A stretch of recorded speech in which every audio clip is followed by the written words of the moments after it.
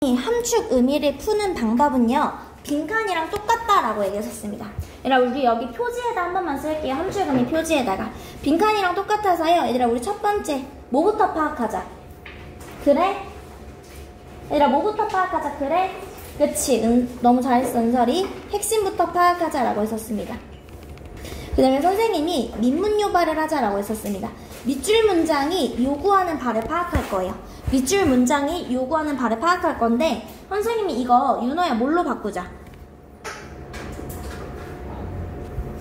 얘들아, 민문요발, 빈문요발, 요문요발 뭘로 바꾸자? 자, 첫 번째부터 보면요, 우리 민문요발 얘들아 뭘로 바꾸자? 그치, 선생님이 의문사로 바꾸자라고 했었습니다. 그 다음에 선생님이 기준을 찾자라고 했었습니다. 밑줄친 문장이 요구하는 바가 분명히 들어가는 그 기준점이 있을 텐데요. 그 기준점을 선생님이 앵커링이다 라고 했었습니다. 앵커링이요. 그리고 얘들아, 이런 기준점이 있으면 그 기준점과 어떻게 최간말을 골라주시면 되고요. 기준점이 없어요, 얘들아. 그럼 뭐를 기준으로, 얘들아? 핵심을 기준으로 무관하거나 모순된 선택지 지워주면 된다라고 했었습니다. 무관하거나 모순된 선택지 지워주기.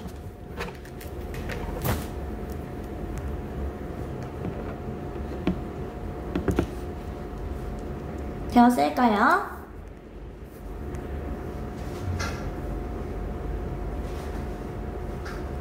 얘들아, 글을 읽을 때 빈칸도 빈칸 먼저 읽지 마세요. 글의 처음부터 읽으면서 핵심을 파악하면서 읽어가자 라고 했었습니다. 그리고 민문요바 갔을 때 반드시 얘들아 의문사로 바꿔주는 거 절대 잊지 마세요. 얘들아, 여기 한번 볼게요. 오케이. 얘들아, 여기서 보면은 선생님이 지문 핵심을 이해하자 라고 했었고요. 갔을 때 이거를 어떻게 얘들아, 이거 꼭 지켜줘야 돼. 의문사로 꼭 바꿔주세요. 환경의 저널리스트는요, 지금 어떻게 무엇을 해야 하는지 이렇게 아예 얘를 의문사로 바꿔주는 거야. 그래서 우리가 문제를 풀 때 사자의 역사가들의 역할을 한다가 아니라, 선생님이 이거 문제 풀 때 어떻게 알았어?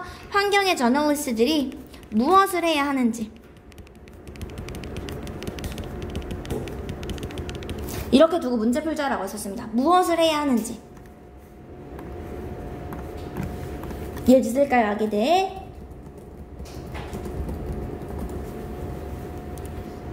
이해됐을까요? 그래서 이렇게 해서 문제를 선생님이랑 풀었었고요. 얘들아, 우리 친구들 19번, 20번 풀려 있을까요? 안 풀려 있으면 선생님이랑 가보도록 할게요. 우선은 문장 전체가 이렇게 친구들이 보다시피 문장 전체가 밑줄일 때는 얘들아 다시 한번 선생님이랑 다시 한번 쓸게요. 글의 처음부터 뭐를 파악하자? 핵심을 파악할 거예요. 말하고자 하는 바가 무엇인지 처음부터 핵심을 파악할 거고요. 그 다음에 민문요바 의문사로 바꿀 건데, 여기서는 의문사로 바꿀 필요가 없는 게 문장 전체이기 때문에 그냥 글의 핵심을 기준으로 가면 돼요. 그래서 얘들아, 여기에서 앵커링, 즉 기준점을 잡고요. 얘들아, 앵커링이 되면 이 앵커링과 최간말, 앵커링이 안 되면 핵심을 기준으로 갈 거예요. 글의 핵심을 기준으로 문제를 풀어줄 거예요. 글의 핵심을 기준으로.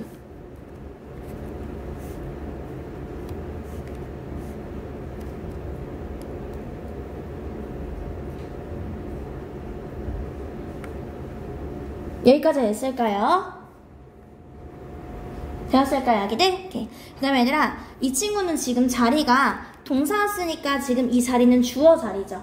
그럼 얘를 했을 때 무엇이 은는이가의 조사를 붙여주는 거야. 무엇이 은는이가의 조사를 붙여줘서 무엇이 어떤 것인지요. 리더들이 고유하게 하도록 하는 것인지. 그럼 얘들아, 내가 글을 읽으면서 지금 리더들이 무엇을 하는지, 그러니까 원래 무엇이 리더들이 하는 것이 있는데 그냥 제가 의역해서 리더들이 무엇을 해야 하는지를 찾아주면서 문제를 풀어주면 돼요.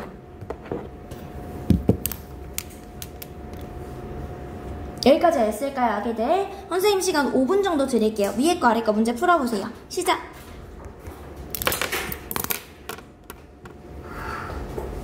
윤채야 고마워. 선생님 그것도 모르고 계속했네.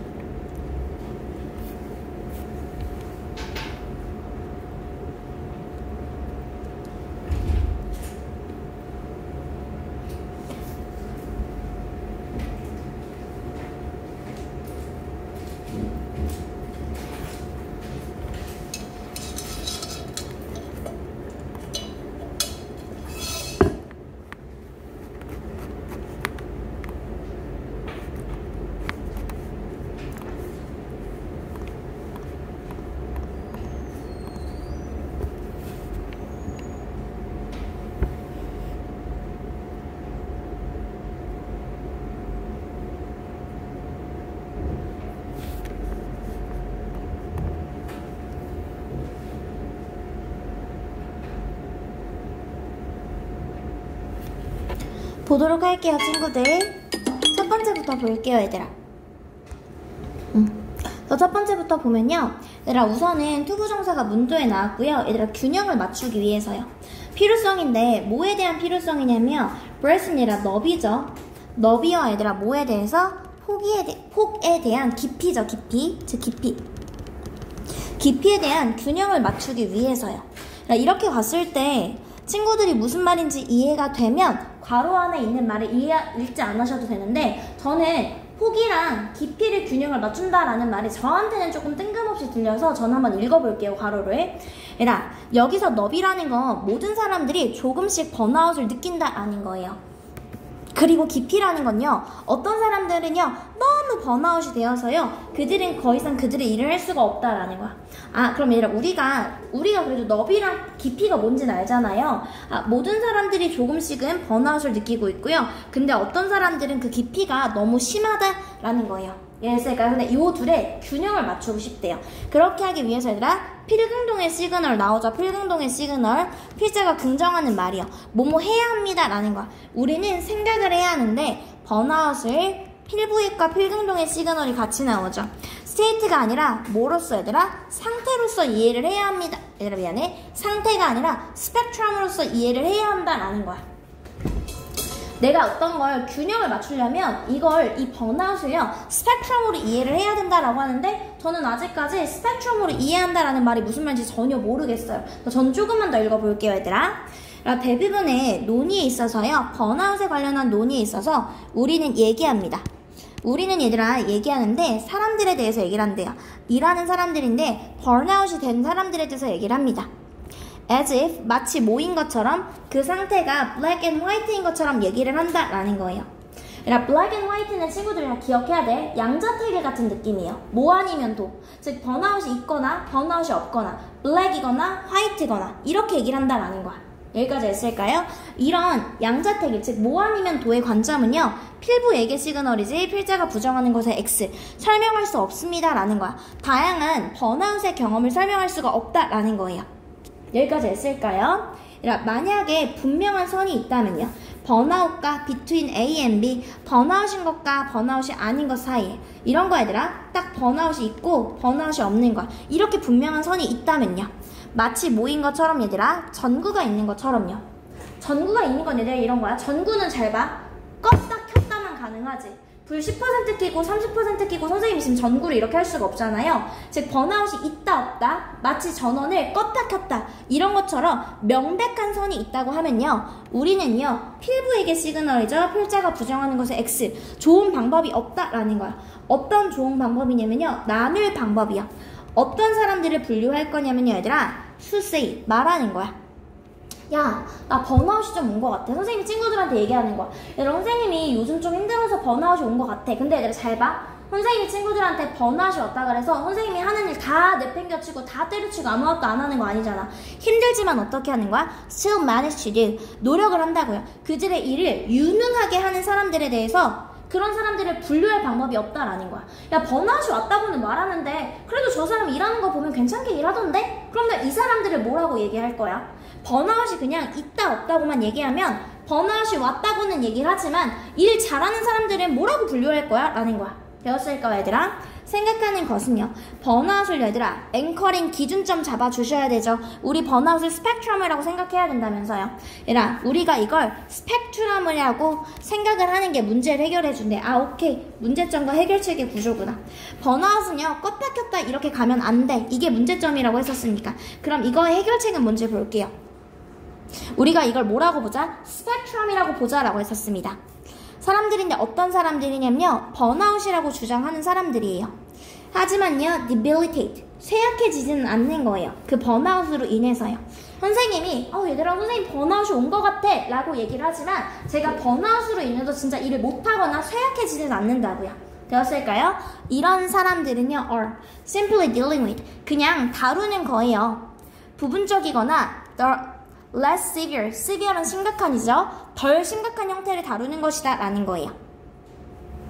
이해했을까요? 아, 번아웃이 있긴 하는데 그렇게 심각한 번아웃은 아닌가 봐. 그래서 얘들아, 껐다 켰다가 아니라 그냥 누구나 조금씩 번아웃을 가지고 있구나 이렇게 가주면 돼요. 이해됐을까요 얘들아? 그들은요 경험하고 있는 거라고요. 번아웃을 경험하고는 있지만 번아웃이 아닌 채로 경험을 하는 거다라는 거예요. 이해됐을까요? 그럼 얘들아, 여기에서 얘기하는 바가 뭐야? 번아웃을 OX의 문제로 보는 것이 아니라 어떻게 보자 얘들아? 누구나 조금씩 가지고 있는 거야. 누구나 번아웃을 그냥 조금씩 가지고 있다라고 보자고요. 이해됐을까요 얘들아? 가보도록 할게요 얘들아. 번아웃에 대한 논의는요, 민성아, 번아웃에 대한 대중적인 논의는 not reached and, 이중부정이지 얘들아. 이중부정해서 어떻게 한다? 긍정으로 해야지. 끝이 아니다라는 말은 무엇이다? 계속된다라는 거예요. 민성아, 글의 주제가 번아웃에 대한 대중의 논의가 계속된다라는 말일까요? 아니죠. 여기에서 글의 주제는 누구나 번아웃을 조금씩 가지고 있고요, 번아웃이 왔다 그래서 일을 영영 못하고 그런 건 아니다라는 거죠. 이해됐을까요? 그래서 1번은 아니고요. 이해됐을까요? 2번 같은 경우에요, 봤을 때 준이야, 번아웃은요 다양합니다. in intensity, 정도에 있어서 다양하다라는 거야. 되었을까요? 그리고 뭐합니까? 그 번아웃은요 의미하지 않습니다 라는 거야. 궁극적인 끝을 의미하지 않습니다. 맞아 아니야? 그쵸, 이게 정답이죠. 얘들아, 정도가 누구나 번아웃을 가진다는 건 정도가 사람마다 다르다라는 거고요, 번아웃이 왔다 그래서 그거 끝이 아니다라는 거잖아. 마지막으로 검토해주는 거예요 얘들아. 어떻게? 번아웃은요 마지막 말이 아니다라는 거야. 아, 번아웃이 왔다 그래서 진짜 끝났다 이게 아니다랑 어떻게? 최간말로 들어갈 수 있다라는 거죠.